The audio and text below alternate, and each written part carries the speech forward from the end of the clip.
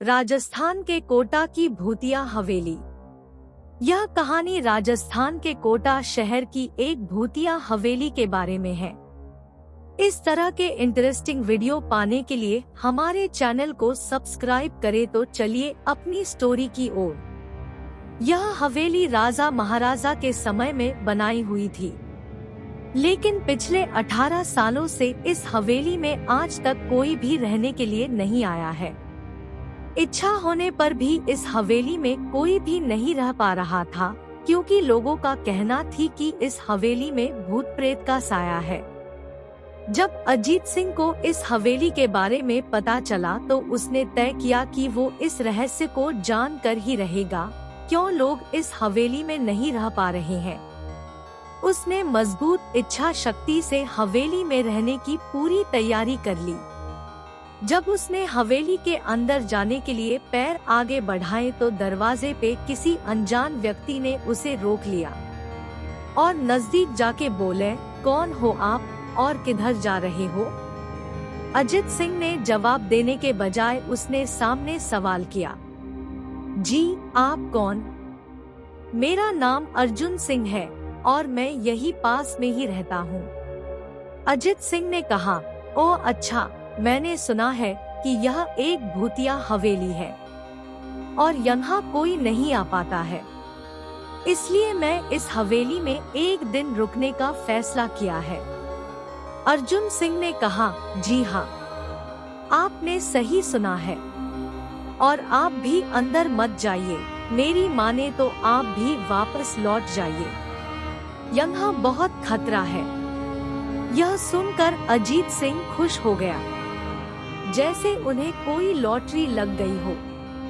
अर्जुन ने उसकी खुशी को देखकर बोला, आप क्यों खुश हो रहे हो? आपको तो भूत का नाम सुनकर डर लगना चाहिए। शायद आपको पता नहीं होगा कि मैं भूत प्रेत में काफी दिलचस्पी रखता हूँ।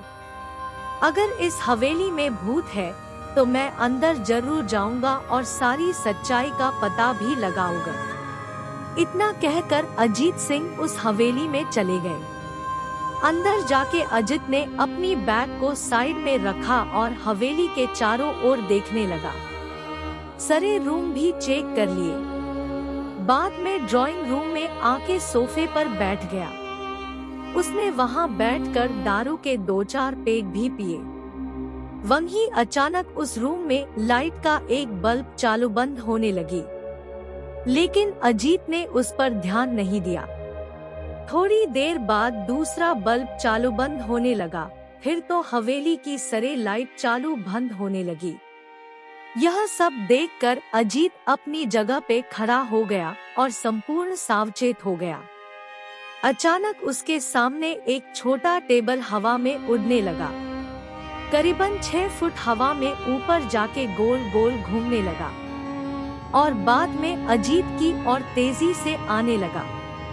अजीत ने तुरंत ही अपने जगह बदल दी और दूसरी ओर चला गया और वो टेबल वहीं जाके गिरा जहाँ अजीत खड़ा था।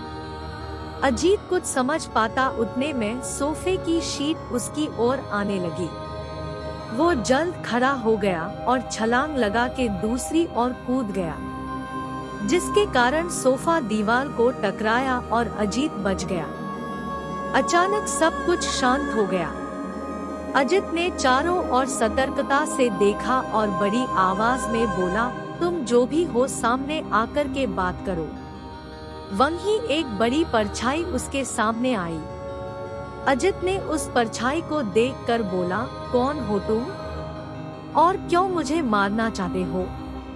परछाई, तुम्हारी भूल के कारण। अजीत, मेरी भूल? मैंने कौन सी भूल की? परछाई, इस हवेली में आने की भूल। मैं किसी को भी इस हवेली में खुश नहीं देख सकता। अजीत, लेकिन क्यों? वो परछाई ने जवाब दिया, आज से 18 साल पहले इस हवेली के मालिक ने मुझे यहीं पे ही मार डाला था। मेरी कोई गलती भी नहीं थी। इस कारण की वजह से मेरी आत्मा इस हवेली में भटकती रहती है। मैं किसी को भी इस हवेली में नहीं रहने दूंगा, क्योंकि इस हवेली में मेरा खून हुआ था।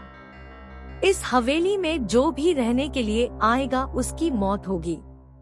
अजित ने कहा, मैं तुम्हें अपने असली रूप में देखना चाहता हूँ। तुम्हें मारने से पहले मैं तेरी यह इच्छा अवश्य पूरी करूँगा। और उस परछाई ने एक भयानक दरमियाना रूप ले लिया।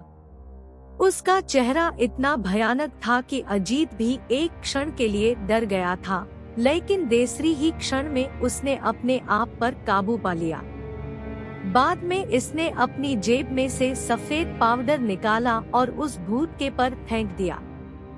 भूत के पर पाउडर पड़ते ही वो जलने लग गया। बड़ी बड़ी ज्वाला उठने लगी। वो बहुत जोर जोर से चिल्लाने लगा और बाद में पूरी तरह से जल गया। उसके बाद अजीत ने चैन से सांस लिया और वहीं पर सो गया। दूसरे दिन सुबह जब अजीत को सही सलामत हवेली से बाहर आते देख अर्जुन को आश्चर्य हुआ। अर्जुन ने अजीत से पूछा, तुम कैसे जिंदा हो? जब अजीत ने अर्जुन को कल रात को घटी घटना को पूरी तरह से बताया और बोला, अब यह हवेली भूतिया हवेली नहीं रही। दोस्तों, आपको यह कहानी राजस्थान के कोटा की भूतिया हवेली कैसी लगी, प्लीज हमें कमेंट करके जरूर बताएं।